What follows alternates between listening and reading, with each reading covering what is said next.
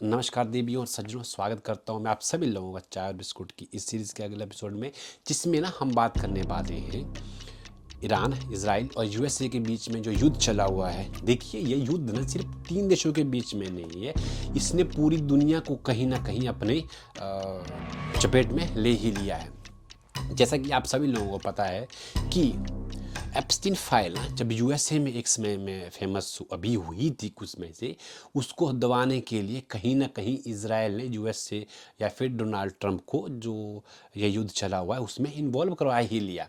और भारत के प्रधानमंत्री जब हमारे गए हुए थे नरेंद्र मोदी जी इजराइल में, जब वो वहाँ से वापस आ रहे थे, तो ये पूरा शोर हो गया था कि ये युद्ध होना अब तय ही है। और मुझे अभी तक लग रहा है कि जो भारत है ना, वो पूरी कहीं ना कहीं सपोर्ट कर रहा है। हमारी जो टॉप लीडरशिप है वो इजराइल को इस युद्ध में सपोर्ट कर रही है। और देखिए, इजराइल और यूएस से ये एक्सक्यूज़ दे के इस युद्ध में गया हुआ है कि जो ईरान है वो परमाणु बम बनाने की कोशिश कर रहा था। और जो कुछ समय पहले आपको पता है, ईरान और पे उन्होंने अटैक किया था यूएसए और इजराइल ने। उन्होंने कहा था कि उन्होंने उस समय पे जो उनका परमाणु बम बनाने की जहाँ भी जो फैक्ट्री या फिर या कुछ भी बोलते उसको ध्वस्त कर दिया था। अब वो दोबारा वो एक्सक्यूज़ दे रहे हैं। और उन्होंने जो उनकी टॉप लीडरशिप थी, जिसमें खamenei जो उनके प्रमुख नेता हुआ करते थे, उसकी उनकी मौत हुई और पूरी टॉप की लीडरशिप को उन्होंने ध्वस्त कर दिया। और वापसी में ईरान ने एक बात यूएसए और इजराइल को बता दी कि वो गाज़ा नहीं है, वो वेनेजुएला नहीं है। जिस प्रकार का इंसिडेंट उन्होंने मादुरो के साथ किया, ठीक है ना, किसी देश का प्रधानमंत्री, सोचिए, राष्ट्रपति को उठा के यूएसए लेके गए। ईरान ऐसा देश नहीं है। ईरान ने उनको अच्छे से जवाब दिया था, करारा जवाब दिया। जिस प्रकार की आप सभी लोगों को पता है कि जो ये लड़ाई हो रही है ना इस समय पे, ये मिसाइल्स और ड्रोन के तरीके से ही चली हुई है। और कहीं ना कहीं इस युद्ध में दोनों देश में बराबर का नुकसान हो रहा है। लेकिन बहुत बुरी खबर तो ये है कि इजराइल और यूएसए ने मिलके जो एक स्कूल में बहुत सारे छात्र या फिर बहुत सारे इनोसेंट लोगों की जान गई है, लगभग 1200 के आसपास लोगों की जान चली गई है यूएस जो ईरान में। देखिए, आने वाले समय में जो बाकी देश है ना, उनके लिए पता क्या लेसन यहाँ से उनको मिलता है कि वो भी परमाणु बम बनाने की परमाणु बम बनाने की कोशिश करें, या परमाणु बम जिस देश के पास होगा उस पे यूएसए, रशिया, चाइना या फिर कोई भी बड़ी कंट्री उस पे हमला नहीं करेगी, तभी वो सेफ कंट्रीज मानी जाएगी। हाल ही में आप देख सकते हैं कि दुबई अपने आप को बोलता था कि भाई Dubai is the safest country in the world. I am sorry, अब नहीं रहा। क्योंकि कहीं ना कहीं जो ईरान और इजराइल के बीच में जो युद्ध हो रहा था, उसकी लपटें दुबई या फिर मिडल ईस्ट के जितने भी देश है, उन सभी देशों में आप सभी को देखने को मिली।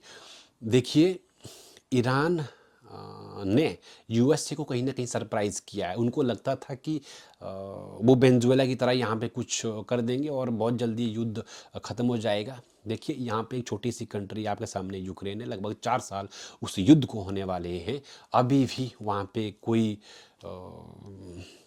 नहीं जीता है पूर्ण तरीके से। क्योंकि अगर ईरान परमाणु बम बना ही रहा था, तो आपने तो उस समय पे वहाँ पे अटैक करके उसको ध्वस्त कर दिया था। और हो सकता है आने वाले समय में, अगर आप चाहते ही कि ईरान अच्छा कंट्री या फिर कुछ अच्छी सोच लेके सामने आए, तो उन पे भी आप वैसा टैरिफ डालते जैसे आप बाकी कंट्रीज़ पे डालते थे। और देखिए, जो एक इंसिडेंट हुआ है जो हिंद महासागर में, अभी ईरान के जहाज़ पे उन्होंने हमला किया है, जो भारत में आई हुई थी ईरान की नेवी एक्सरसाइज करने के लिए, ये भारत के लिए एक निंदा का आवश्यक एक बहुत बड़ा इंसिडेंट हुआ है। इस पे हमारे जितनी भी जो टॉप लीडरशिप थी ना, उनका रिएक्शन मुझे अच्छा नहीं लगा। क्योंकि कहीं ना यूएसए आजकल के समय में कोशिश कर रहा है भारत को नीचा दिखाने का। हमें इसका अच्छे से जवाब देना चाहिए। और जयशंकर का मैं ट्वीट देख रहा था कि उन्होंने कहा कि भारत अगर आने वाले समय में हिंद महासागर में कुछ भी होता है, तो भारत इसमें इसका मतलब इसको इसमें इन्वॉल्व नहीं होगा। जब आप सभी लोगों को पता है कि जो इंटरनेशनल लॉ है ना, अगर कहीं भी किसी भी देश का सैनिक डूब रहा है, ठीक है ना, अगर कहीं वॉर जैसी सिचुएशन हो जाती है तो दूसरी कंट्रीज़ वहाँ पे उसको हेल्प करने के लिए जा सकती है।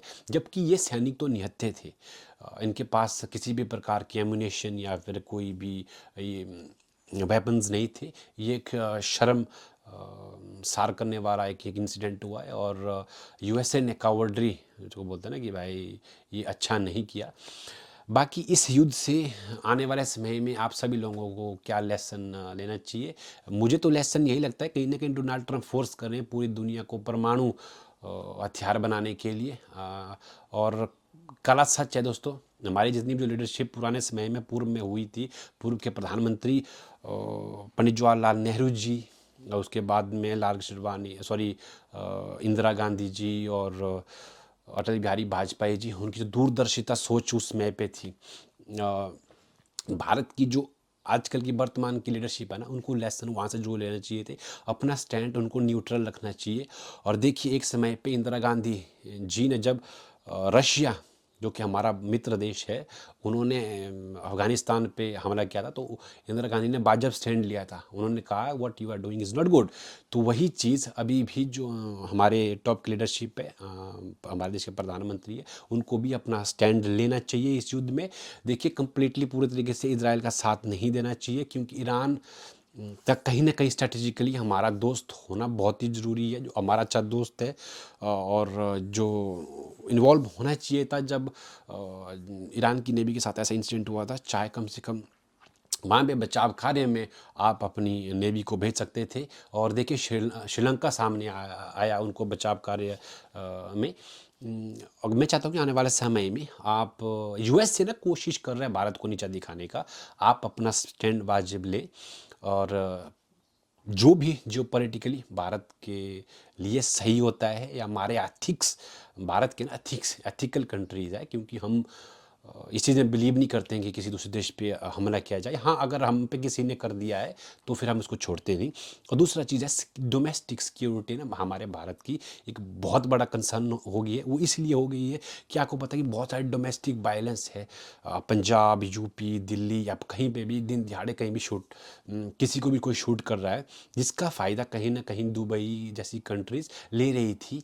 और जितने भी जो हमारे मिलियनियर बिलियनियर या कोई भी सक्सेसफुल पर्सन है, आपको पता है कहीं ना कहीं उनको अपनी जान की परवाह नहीं होती, उनको अपनी फैमिली की जान की परवाह होती है। वो दुबई जैसी कंट्रीज़ में मूव हो रहे थे, और अब शायद कम हो थोड़े से, क्योंकि उनको पता है कि कहीं हमारा भारत कितना महान है।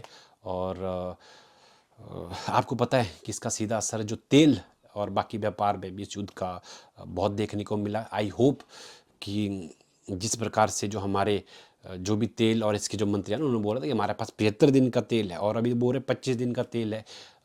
हालांकि यह सुनने में आ रहा है कि ईरान ने कहा है कि भारत के शिप यहाँ से गुजर सकते हैं और भारत के साथ व्यापार बराबर होगा। अब हमें शर्म नहीं करनी चाहिए रशिया से तेल लेने की, और आप अपना क्लियर स्टैंड लें। देखिए यूएस से कोशिश करेगा, वो विजनरी कंट्री है, वो आने वाले 100 साल या 150 साल के लिए सोचती है, हमारी तरह नहीं है कि अभी के लिए सोच रही है। वो पैनिक करने की कोशिश करेंगे जो हमारे हमारे भारत की लीडरशिप है। और उन्होंने देखिए यूरोप को किस तरह से भी पैनिक किया है। स्पेन ने अपना इंडिपेंडेंट ये लिया है, क्योंकि वो नाटो कंट्री है, और फिर उन्होंने बोला कि वो ट्रंप को इस चीज़ में सपोर्ट नहीं करते। कहीं ना ट्रंप इस युद्ध को जानबूझ के करा रहा है, क्योंकि आने वाले समय में इलेक्शन दोबारा होने जा रहे थे यूएसए में, और कहीं ना कहीं वो इस मुद्दे को सामने रखना चाहते हैं। और आई होप कि कुछ और ज़्यादा नुकसान ना हो दोनों देशों के बीच में।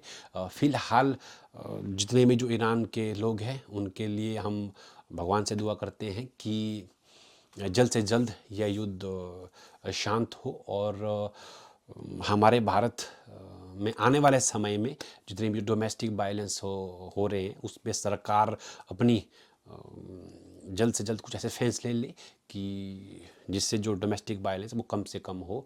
और सेफेस्ट कंट्री सिर्फ दुबई नहीं, आज के समय में आपको पता है कि भारत से सेफ कंट्री कोई नहीं है दुनिया में। और बाकी वीडियो को अंत तक देखने के लिए आप सभी लोगों का बहुत बहुत धन्यवाद। मिलते हैं अगले वीडियो में बहुत ही जल्द। और क्षमा चाहता हूँ कि बहुत समय से मैं ना वीडियो नहीं डाल पा रहा था, थोड़ी लाइफ बिजी हो गई थी। मिलते हैं अगले वीडियो में बहुत ही जल्द।